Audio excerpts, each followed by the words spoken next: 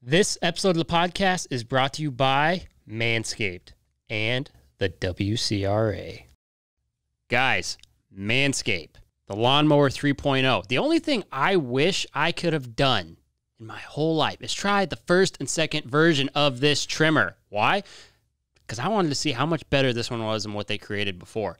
I will tell you, they sent me this exact Lawnmower 3.0 right here. I took it to town, guys. I did what they said. I mowed the lawn. It was a pleasurable experience, to say the least. I know we have a lot of ladies out there. I know we've got female followers, a good number of you. Guys, get the Lawnmower 3.0 for your man, for your cowboy, for the men in your life. Everybody wants a clean undercarriage. Everyone wants clean shaved. I know, this is a weird topic, right? It's a little bit weird, but in this Lawnmower 3.0, you have the most premium trimmer on the market. It's waterproof, guys. You've got 90 minutes of battery life with this sucker. You've got this little LED light. You see that? Yeah, you can trim in the dark. If you don't want anybody to see you, you can trim in the dark. Maybe that's in a living quarters horse trailer. Point is, I will never use another trimmer in my life. Once you guys get your Lawnmower 3.0, you will never, ever use another trimmer. With their ceramic blades, they've got a 7,000 RPM motor with quiet stroke technology. Yeah, quiet stroke technology. You cannot go wrong with the Lawnmower 3.0, guys. It's the newest version from Manscaped. Get yourself right. We're cowboys. We're not heathens. Manscaping is important. Take care of your manscaping, people. And guys, do I have a deal for you? You can get your very own Lawnmower 3.0 with a 20% discount plus free shipping. Yeah, 20% and free shipping. Come on, guys. You want that. Use promo code GAUGE at checkout. That is GAUGE at checkout when you go to manscaped.com. You'll thank me later. Manscaped.com. Ladies, this one is just for you. The Women's Rodeo World Championship will pay out a historic $750,000 to the top female barrel racer, breakaway roper. Oh, and you lady team ropers out there, you're included in the money. The championship event will award 312 checks averaging $2,400 each. The winning barrel racer, breakaway roper, header, and heeler will get $60,000. On top of this huge payout, the top 6 from each discipline will get to run at the PBR World Finals, which has been moved to the AT&T Stadium in Arlington. Don't miss this opportunity to be a part of history, to be a part of the inaugural event being hosted in Fort Worth at Will Rogers Coliseum for the first chance to be crowned Women's World Rodeo Champion. Entries remain open until October 25th. For more information about this event, go to womensrodeoworldchampionship.com. Again, that's womensrodeoworldchampionship.com. This is big, ladies. Do it. This is The Gauge with host Chance Conradu. Are you freaking serious? It's Conrado. This is The Gauge, and I am Chance Conrado. On this episode of the podcast, we have got Scott Davis. Scott Davis is the Vice President of the WCRA. You may remember we had Bobby Moats, who is the president of the WCRA, on. Scott's more here to talk logistics stuff, not so much history like Mr. Bobby did, but he talks some logistics on the Women's World Finals and the things that are coming up, some of the ins and outs of how the WCRA is operating in these weird times, which is kind of like the topic of the year, but it's a good one to listen to if you're wanting facts, cold, hard facts. Check it out. Yeah, so Scott, glad you could kind of come in. You're the second, I guess you're vice president. We've had the president on. He gave a historical account of the ERA and all that, and you and I were talking about that, and it's funny because people will ask me all the time, like, hey, what's your favorite episode that you did? And I was like, well, my favorite episode, hard to say, but one nagging question I always had, because I loved the ERA stuff, and you were a part of the ERA as much as anybody, was just how grand it felt like it was going to be. Mm-hmm. And I know it's a sore subject for anybody who was a part of it. I see you clenching your jaw a little bit. Well, it was a challenge. It was a lot of fun. It was a lot of the right ideas. And, you know, I kind of want to, you know, start off today just thanking you guys and The Gauge and your platform for, the unfiltered approach that you're taking to the real news in the rodeo industry and the guests that you have. You guys have done a great job. I appreciate that. It's just awesome to be here today because we're here today to talk about Women's Rodeo World Championship, right? And there are a number of media groups and platforms in our industry that have ignored this news. It's the largest women's event in the history of women's rodeo, and it's not a blip on some people's radar. And that's, not saying the news is kind of like manipulating the news, which is, hashtag fake news. Well, right? And it's interesting, and I don't think there's anybody out there who doesn't know what my stance is or our stance is on the WCRA. I mean, first of all, I love Bobby to death. All you guys are great people, and thank you. Our goal is always to help and grow the sport. And when somebody's doing it to the tune of $750,000 in prize money for women, right? For women, that's important. And you guys tied in with the PBR and how that all works and everything that Sean Gleason, all you guys have come together to do. I mean, how could you not talk about it? I'm gonna sound like a dumb kid. It's sick. Well, it really is. Think about it. Women are half of the population, and if you read some of the demographics that rodeo produces, they're even more than half of people who are involved and watch the sport of rodeo. And so kudos to Sean Gleason and Gary McKinney, for recognizing that. And then secondly, the fact that part of the market was underserved. So in February, we announced it on our Royal City Roundup CBS broadcast that we were going to produce this guaranteed $750,000 event for women, and it's they're a huge part of our customer base or usership out there with Virtual Rodeo Qualifier, and we plan to increase our focus on women and women's rodeo. Yeah, and it's funny if you talk to people about the WCRA. By and large, if you talk to the female demographic, they love it. Right. Especially the female demographic, especially the barrel racers, the breakaway ropers. They love it. How could you not when you're able to compete for money like that? And it just changes the whole dynamic of what a rodeo athlete can make. Absolutely. Well, and listen, we've been really, really lucky to be able to get up every day and do what we do. It's just, you said it earlier, sort of a force for good and improving the sport. And our ownership is committed to improving the sport of rodeo. And one way to do that is to increase participation. Well, how do you do that? You put more money into the system. Not to mention making it simpler the way you guys do with the qualification setup. Well, and what a lot of people, I don't remember if Bobby touched on it, but that technology was being developed in 2015. He may have said on that episode, but that was the planned qualification platform to achieve participation on the ERA Premier Tour. And we just didn't get that far. But it was coming out of the ashes, if you will. That was the gem. And so we sat back and we said, what's our new approach to improving the sport? How about a platform where anybody can qualify anytime, anywhere by, using this technology? And the Virtual Rodeo Qualifier was the essence of our launch in May of 2018. So and look, what a lot of people don't understand, the rodeo business has been governed by its own to a degree or another, to some degree or another because of the association approach. We are not an association. Yeah, you guys don't sell memberships. Right, but what I hope more cowboys and cowgirls realize is that we take an approach. We need them to voluntarily opt in to our platform. So we get up every day, and sometimes we put formats out that are very complex, and we have had a little trouble getting the messaging right, but it's set up to be good for them, right? Whether that's hand raking after every run in a semifinals, or dragging every 5, or the breakaway roping was one of the largest no-brainers for us when we launched, and so we've taken that approach. It's like, why should we have breakaway roping? It's like, why not? I mean, it's fast, it's engaging. I would say it's probably one of the more popular disciplines when we go and do our thing. Well, and when you think about it, just from a demographic standpoint, right?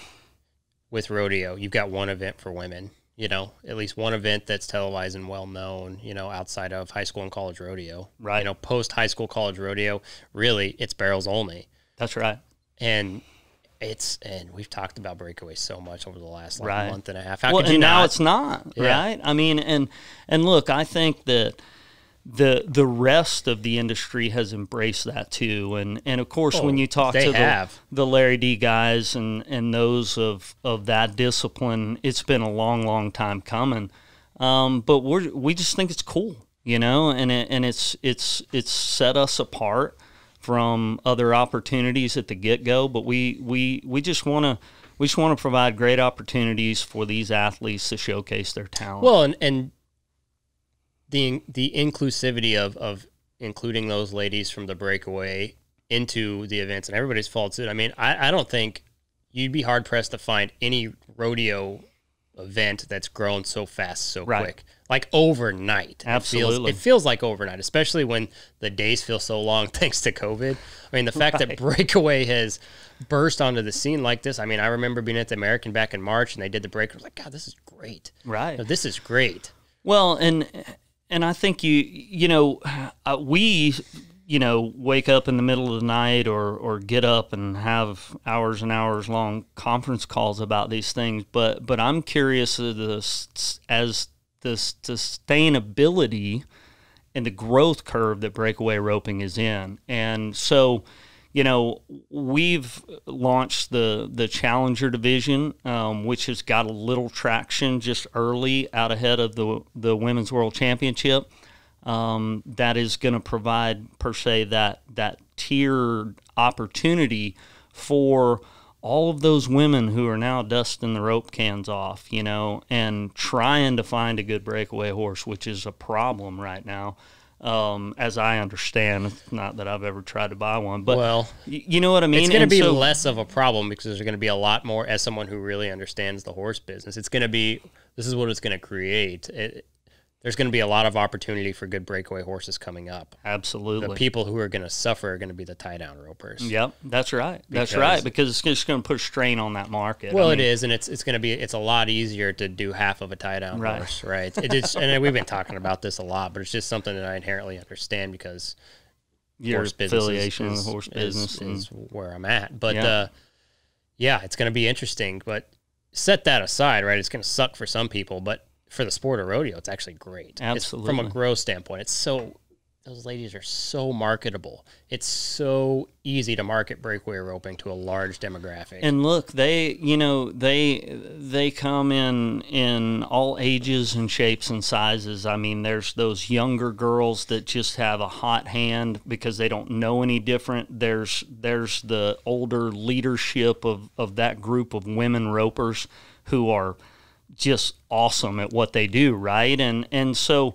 there's not only does it bring another women's event, but it's, you know what I mean? It's got that age range where it plays to a variety of audiences. And so it's pretty exciting. And I think the addition of this Challenger opportunity is going to only enhance the growth and give it some sustainability. You look at what Team Roping's done, right? I mean, the World Series, I don't know what it pays. Somebody said it's as much or more than the NFR in a normal World year. Series, yeah. Right? For all of the numbers, right? But one discipline, in the same city, same town, same money, you know what I mean? And I believe that's because it's driven by participation, because people can compete where they can be competitive. And so we have big plans for the Challenger. I mean, right now it just sort of separates your open ladies from your not so fast group, or you can cut it any way you want to, right? But it creates a competitive separation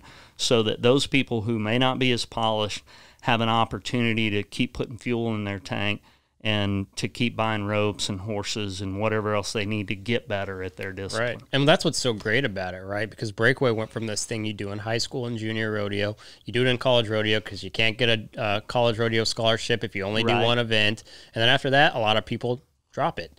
Now people are going to be trying to break away rope as a career. And it's going to be amazing to see, because it's going to end up being just like barrel racing, where it's going to be the best competing against them. And it's just great because now there's another career opportunity for women in rodeo. Absolutely. Who maybe don't want to barrel race. Well, right. And I think, too, you know, the women's team roping, which we've embraced with this event this fall, and paying equal money in all disciplines, right? But if you look at the numbers in high school and youth rodeo, the girls that are roping that just have to, like we said, toss their can away past college because you can't go up and down the road and make a living doing that.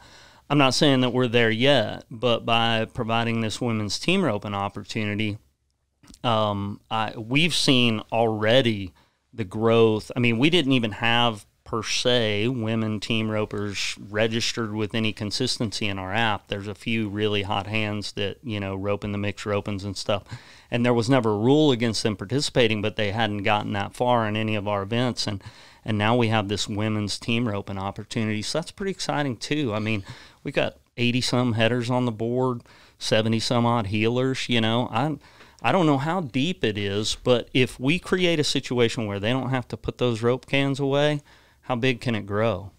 Yeah, I mean, there's going to be a lot of ladies who, you know, who head and heel and who will also break away. A lot of them do the same thing, that are going to come out that everybody knows is pretty handy and be able to compete. And anything that helps, right? Anything that grows, anything that creates opportunity or includes people who are often excluded from a lot of things, I'm for that. And like I said, I've come out as being a very heavy-handed supporter of the WCRA, and we appreciate that. Yeah, I mean, obviously, it works out great that you guys just offer more, and that's no knock against the PRCA, because everybody has to support the PRCA for what they do, and you can't knock them either. But even more recently, you know,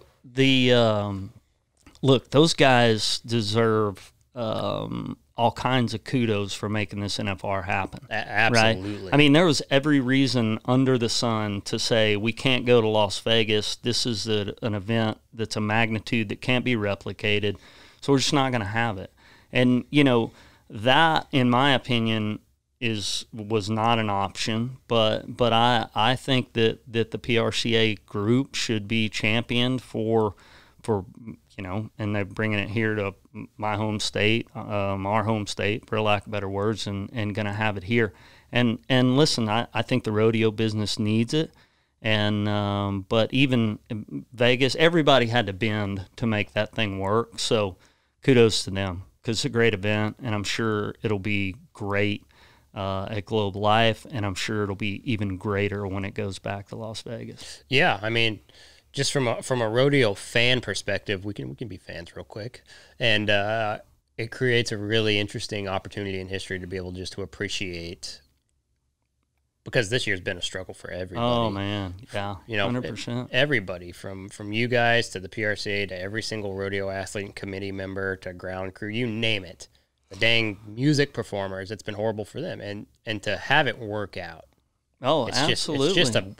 I think we all needed a win. For sure, right? And I mean, I think when at a time when, you know, probably 60, certainly 40 to 50%, I don't know the numbers of rodeos that were canceled this year. I know 50% of our major schedule was canceled, essentially, and we recreated the Stampede at the E and did that in August. But which was a success. Well, and even that payout, that rodeo was the 7th largest rodeo this year. You know, I mean, you had Houston, San Antonio, Fort Worth, all of those that happened without incident pre-COVID. But outside of the NFR, it was the biggest rodeo post-COVID. Payout-wise, and the 7th largest rodeo, including our January semifinals and the Royal City Roundup that we did in Kansas City with PBR. So, you know, without those two in there, you're looking at the 5th biggest rodeo of the year. Again, not a blip on the media radar for Why do you think that other groups. I don't know, and I don't. We've taken an approach to. We'll meet with anybody about anything if it's got any chance of improving the rodeo industry at any level, at the youth level, at the open level, at the challenger level. And so I wish that that the industry did a better job of absorbing newness and investment and change and things like that. But all we can do is get up every day, try to do good things, and the rest is what it is, right? I mean, being totally Switzerland here, right? Because it's important to do that from my standpoint anyway. But I just... Switzerland's good. I like it. Never been there, but I hear it's cool. Yeah. Good chocolate, nice watches. There's some benefits. I hear their COVID numbers aren't very high. Right. I think cars are really expensive there. I hate walking. Yeah. You know something, Ty? It's not a big country. No. But isn't it like, this is what we do, we derail sometimes? It happens. That's why this show's interesting, and it's but mostly Switzerland, we've been trying to be Switzerland since May of 2018, so, I mean, I'm good with it. Yeah. We love everybody, Yeah. There's just some people that don't love us back. Competition in certain marketplaces fuels the type of reactions you guys get, especially when there has never been competition. But from what I understand, you guys have tried to co-promote a lot of things, and it just doesn't quite work out. That's right. I mean, I think that's fair to say. And look, I'm sure there are a variety of reasons. I'm pretty sure that Bobby mentioned in his podcast or the episode he did with you. We approached Pro Rodeo about sanctioning our August event, what ended up being the 7th largest rodeo of the year.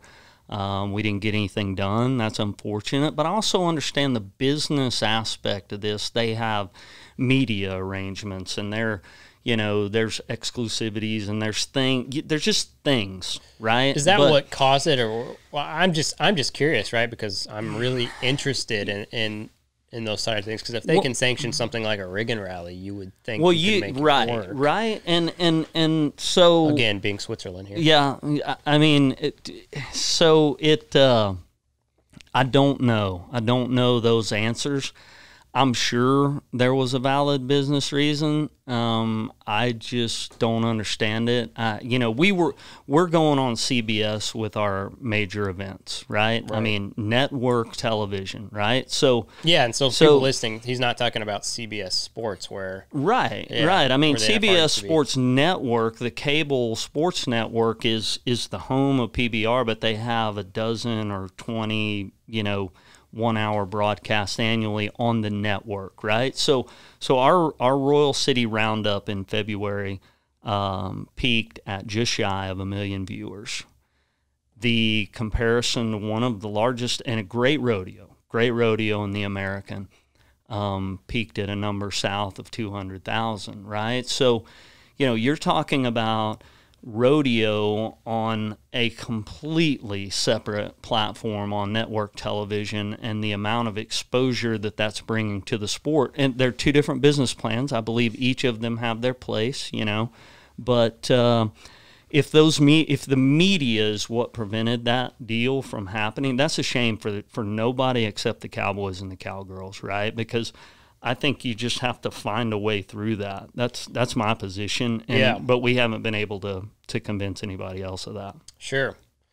It's just, and I'm sure there's lots of reasons that maybe you don't know, and I could never hope to guess on why that is, but it just seems like it's probably all competition-based, right? So you don't want to give up a piece of market share. Sure. Potentially, which from a self-preservation standpoint makes a lot of sense, right? Absolutely. But just to get numbers like that, that's pretty amazing for you guys, especially with how young you are. But again, you would think that you would be able to get media coverage. Sure. Not that there's a lot of outlets for that. Let's be real. Right. Absolutely. One major at this point, but you guys don't have conversations with Cowboy Channel? You know, we have Jeff Metters over there. I have a ton of respect for Jeff, great friend of mine, and we just haven't been able to find a way to get that done either. But I'm wondering if there are business reasons associated with that. You know, at the same time, you know, just with this women's event. You know, I think there's still some opportunity on the table. We're now magically in Fort Worth, Texas at Will Rogers for this event because of COVID and coming out of Las Vegas. But I think that there's a new opportunity and a unique opportunity, and I'm hopeful that we find a way to figure something out because Western Sports Roundup on the Cowboy Channel is supposed to sort of be the sports center of Western lifestyles, and you know, to my knowledge, the largest women's event in history hasn't popped up in their coverage, but I'm sure there's a way that we can figure that out, hopefully sooner rather than later. Yeah. We'd love to figure it out. I mean, I think it's important to figure something out, right? It's just because there's going to be a lot of who's competing for this money. I mean, that's one thing about, like, no cowboy, cowgirl, or competitor of any kind is going to ignore the payout. Well, look at so with our move and the change of dates that week, November 9th through the 15th. And I'd like to talk about how that all developed. In North Texas, you have the Women's Rodeo World Championship at Will Rogers. You have the WPRA Finals going on down at Waco. And you have this new event, the Cowgirl Gathering, that the American Paint Horse is doing on the 13th, 14th, 15th, all women, team roping, breakaway barrel race. Like close to $1.2 million between those three events paid out in those 5 days in one geographical area. Like, it's not a better time on earth to be a lady in rodeo. And with those challenger divisions in our event, like, anyone can play. Yeah. Anyone can play. Yeah. That's so and so we're not on an island in Las Vegas. We're here in North Texas where you can drive from Oregon or Maine, right? And there are 3 or 4 different opportunities for you to compete in North Texas that week. It would be crazy if you feel competitive at any level not to enter this event and come try to get in those other events while you're here. Right. Well, and it's fortuitous for you guys because the majority of these competitors are right here in Texas anyway. So it works, it works out. Yeah, it worked out pretty parties, good. Technically. Absolutely. But it was interesting, right? Because it's funny because we have an old ad for this running, talking about it being at the South Point. So right. how did the change come to be? Because, I mean, it came on quick. Yeah. So, largely our partnership with the PBR, they're literally, going on a 30-year history. Think of what they've done in Western sport and the media level. You know, somebody told me one time, and this is not a critical statement, but they said, more people probably know who J.B. Mooney is by mistake than know who Trevor Brazile is on purpose, right? And that's sort of a deafening statement, but just the media platform that JB has spent his career on versus what Trevor has, been blessed with, right? But that's pretty interesting, right? So the PBR is partner in this event. And largely responsible for the where and when, right? We wanted to couple it with the PBR World Finals from the get-go, right? South Point's a great facility, makes sense. The chicks are over here rodeoing during the day, the dudes are riding bulls at night at T-Mobile. Made a lot of sense. Then when we really understood that Vegas was not going to be possible, and PBR attempted literally over and over again with the local governments and whatever else in Las Vegas to try to be the first big thing that stayed in Las Vegas. It's interesting though, right? Because they are Endeavor, right? Like, right. You would think they would know it wasn't going to work because of the UFC, right? It's like that's kind of not trying to. Sure. What do I know? I'm a freaking Neanderthal, but like just knowing that the UFC, which is the biggest thing in Endeavor by a long shot, right? You know, the PBR is just a small thing compared to that, which is great. PBR is the biggest thing we've got, but UFC went and moved to an island because they couldn't make it work in Vegas. Right. So. Well, and I think there were a lot of different, you know, and just with, even as we sit here today, you know, no one knows what December looks like. You know, I think that right now, if you called somebody at the Fort Worth Stock Show and Rodeo, they probably have a plan selling 50% tickets, selling 75. I mean, you've got Denver open. Who called it. Right. They just called it, right? And so so I think PBR just said if we can be the first thing that legitimately happens with spectators in Las Vegas, that's a big deal. It's a big win. Gotta ask, right? Like you'd be foolish to not ask for that. Right. Oh, absolutely. Because that would be huge for them. They'd sell it out like that just because people would want to go somewhere so bad. Well, sure, and especially, you know, the PRCA had already announced that they were moving, you know, and so I think the PBR was just legitimately trying to host this event in Las Vegas, and we were on board either way. We think it belongs with the PBR World Finals. It's two unique, completely different entertainment opportunities, and so I think it pairs well with PBR World Finals. And it just got down to the wire, and then it was a matter of, as I understand it, they were largely driving the ship, but it was just a matter of, okay, if not there, then when, you know, or where, and when. And so there were several other opportunities to, I think South Dakota was in the mix, maybe even San Antonio for a period, Oklahoma City, the Lazy E was part of that conversation, but then they were able to come to terms in Arlington. And when did that happen? Like, what was the date that decision was made? So was it post NFR announcement? Yeah. I mean, it was like we made this announcement 2 Fridays ago. I think, right? And so literally, like that Tuesday night, I don't remember the date, but like that Tuesday night, we get word from PBR, and they're like, "Okay, it's not Vegas," and we're like, "Okay, you know, like." Then where? Yeah, it's funny. And then, you know, and then so within a 72-hour window, we had backup dates. We had a surefire date for this event at another location in case the whole world just fell apart, right? But so there was plan Bs in place and so forth, but we felt like the events belonged together.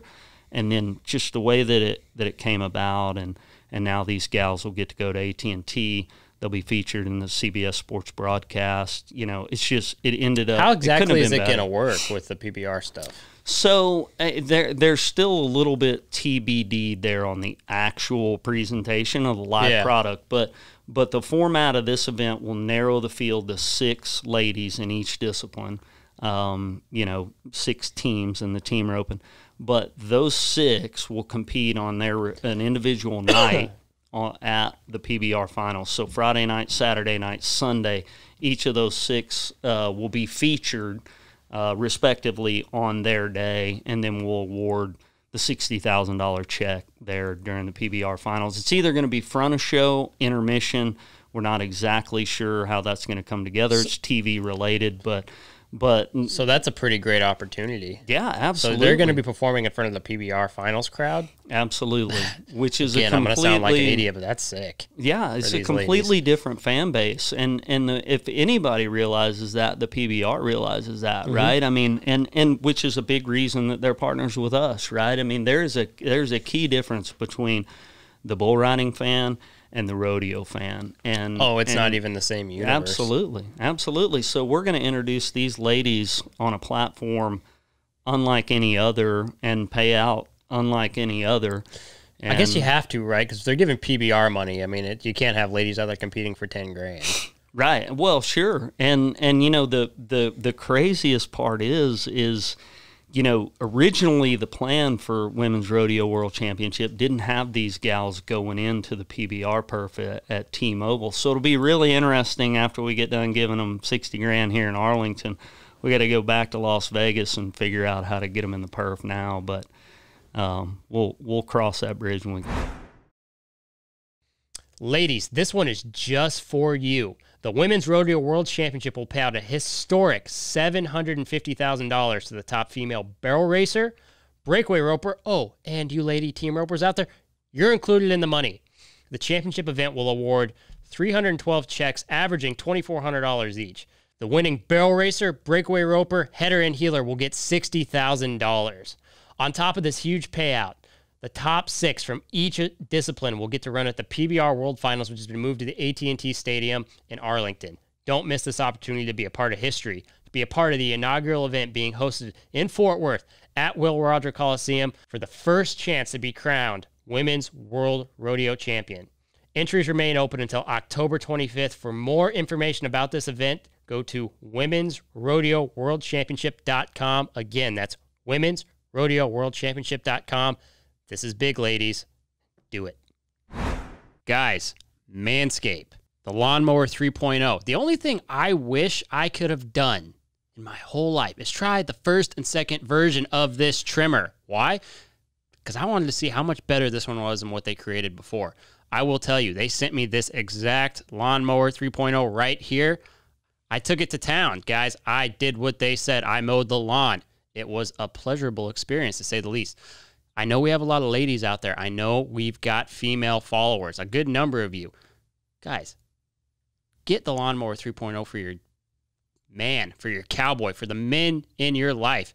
Everybody wants a clean undercarriage. Everyone wants clean shaved. I know, this is a weird topic, right? It's a little bit weird, but in this Lawnmower 3.0, you have the most premium trimmer on the market. It's waterproof, guys. You've got 90 minutes of battery life with this sucker. You've got this little LED light. You see that? Yeah, you can trim in the dark. If you don't want anybody to see you, you can trim in the dark. Maybe that's in a living quarters horse trailer. Point is, I will never use another trimmer in my life. Once you guys get your Lawnmower 3.0, you will never, ever use another trimmer. With their ceramic blades, they've got a 7,000 RPM motor with quiet stroke technology. Yeah, quiet stroke technology. You cannot go wrong with the Lawnmower 3.0, guys. It's the newest version from Manscaped. Get yourself right. We're cowboys. We're not heathens. Manscaping is important. Take care of your manscaping, people. And guys, do I have a deal for you? You can get your very own Lawnmower 3.0 with a 20% discount plus free shipping. Yeah, 20% and free shipping. Come on, guys. You want that. Use promo code GAUGE at checkout. That is GAUGE at checkout when you go to manscaped.com. You'll thank me later. Manscaped.com. 2020 is just a year for new introductions, though, and I just think it's really, really unique. And who proposed this idea to the PBR? Well, it was kind of as I recall, I'm going to put it on Sean, and he was supposed to be on the show last week, and he had a quick turnaround. He had to go to Nebraska or something. Well, I think you'll enjoy having him on the show when you do get him on. Yeah. Look, he's a great mind. He's been a part of the PBR for a long, long time. Shrewd business guy, great business mind, creative, and I think it was sort of his light bulb, that said, why don't we serve the underserved portion of this industry and come up with a clearly definitive, world championship for women's rodeo and pair it with this 30 years of history of the PBR World Finals. Yeah. And so here we are. Me and Bobby said, okay. Yeah, now, yeah, of course. We didn't say, okay, well, our boss said okay, and then we said okay. Yeah, kind of deal. But no, I think it's a great concept, and we're really excited about setting this precedence and growing it. Right? I mean, so here we are approaching the inaugural with 750,000.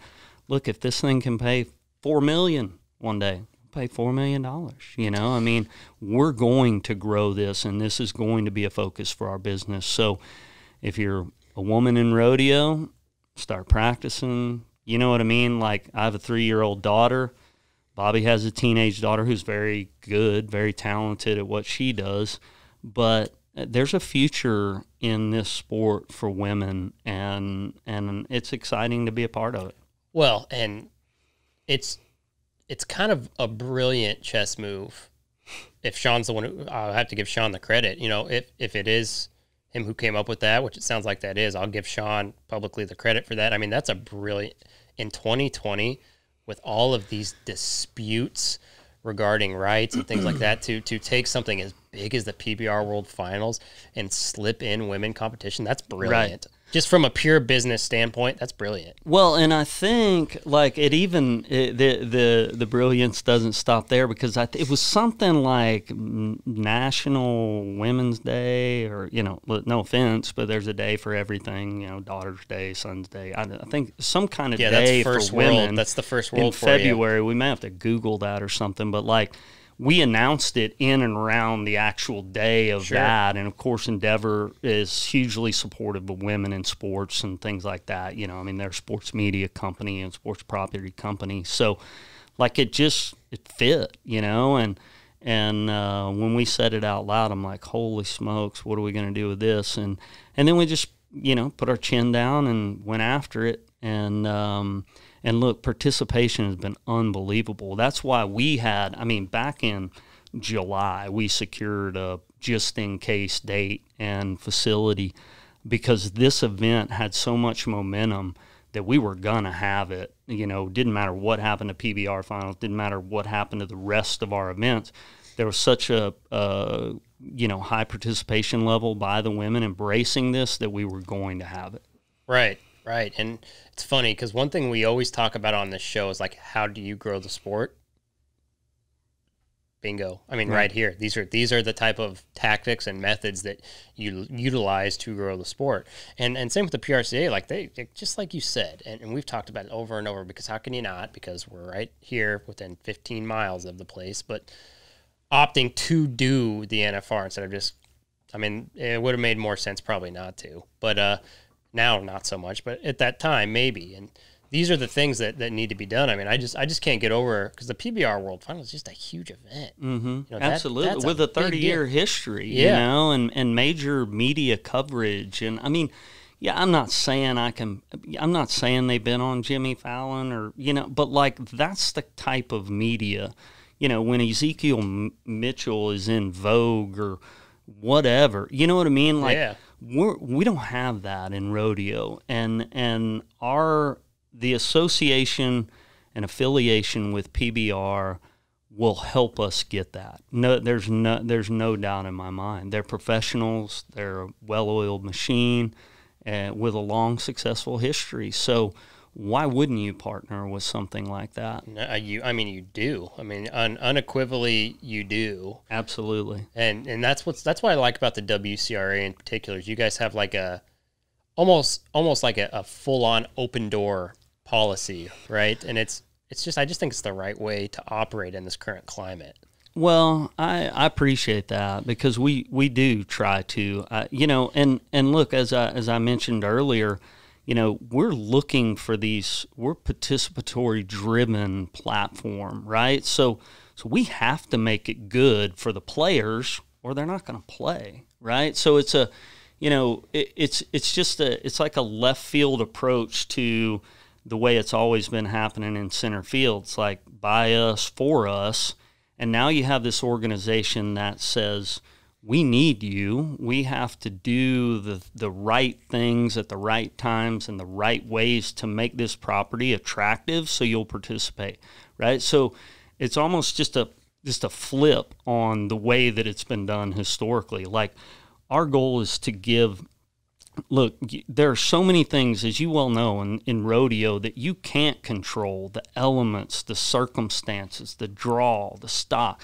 And we try to create a competitive situation where those elements won't control your destiny. Your performance will control your destiny. And I think if we can keep our hands around that and continue to produce major events in that way, I think that we'll have all the participation we need to have. And look, there's a necessary place. I think that we have a necessary place in the industry. I think that pro rodeo has a necessary place in the industry. The IPRA has a necessary place in the industry. The CPRA, the UPRA, all the regional rodeo organizations out there are necessary for our sport to grow. Now the question is, how do we harness that, and how do we push it up? Right. And because I think if if we take the time and we touch those levels of the sport and we drive participation, it'll just inherently grow.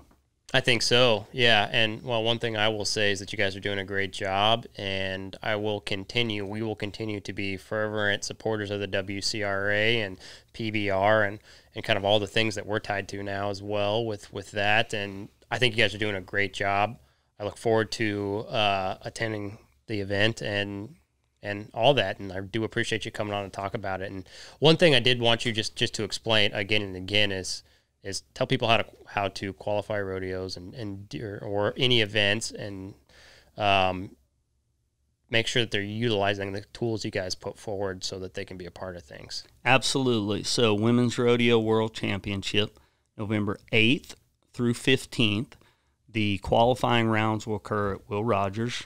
The top 6 will compete during the PBR World Finals. How do you get in? There's 2 ways. If you're participating in the WCRA platform, nominating, you got to be on the leaderboard. You got to be in the top 64. So you're either on the leaderboard or you pay an entry fee, and you go in the open. $750 entry fee. Entries close October 25th. There are a couple of nominate and win your in opportunities that are coming up really soon. Last week, if I might, we had a girl nominate the Tejas Rodeo in Bulverde, Texas on Saturday night. Skipped an American qualifier at Glen Rose, nominated the barrel racing at Tejas Rodeo for $50. She won the barrel racing. She's in the fast track round at the Women's World Championship. No entry fees, $50. She's got to beat 15 girls to go to the main event and have a shot to win $60,000. So nominate now. There's still a couple of weeks left. The leaderboard closes on the 18th. If you don't get on the leaderboard in the top 64, go to entrytool.com, pay $750. And the last thing I'll say is multiple entry in every discipline. So if you're not on the leaderboard, you can go enter twice. It's that simple. Can't be much easier than that outside of the winning part, but... Well, and look, the payout, right? I mean, it's a lot of money, $187,500 per discipline, $750,000 total payout. Pays $20,000 to win second. Pays $60,000, $20,000, $12,500, $7,500, and $5,000. I missed one in there. $10,000, $12,500, $10,000, $7,500, $5,000. That's what the top 6 are getting paid, right? I mean, ridiculous. When's the last time any woman team roper backed in the box in AT&T Stadium on CBS Sportsnet missed and won $5,000? You know what I mean? Right? 6th place. Yeah. Get a leg. Win $10,000. You know what I mean? Like, it's crazy. Guaranteed good. Money. Guaranteed money. $750,000 guaranteed. Doesn't matter how many people enter. None of that matters. $750,000, $60,000, and we're also paying a $20,000 all-around bonus, cash, and a coach saddle. Right? When's the last time an all-around got any cash? Yeah. Right? It's about saddles and buckles as far as the all-around goes, under most instances, but it's certainly not $20,000. So, certainly not. Ridiculously great payout. Get on the leaderboard by October 18th or enter by October 25th. We'll see you guys at Will Rogers and let them swing at it on November 9th. Yeah, and what he didn't mention is everybody who enters gets a blue ribbon. A blue ribbon? We could probably make that happen. Now you have to. Now I have to? Kyle, call the ribbon people. Yeah, there you go.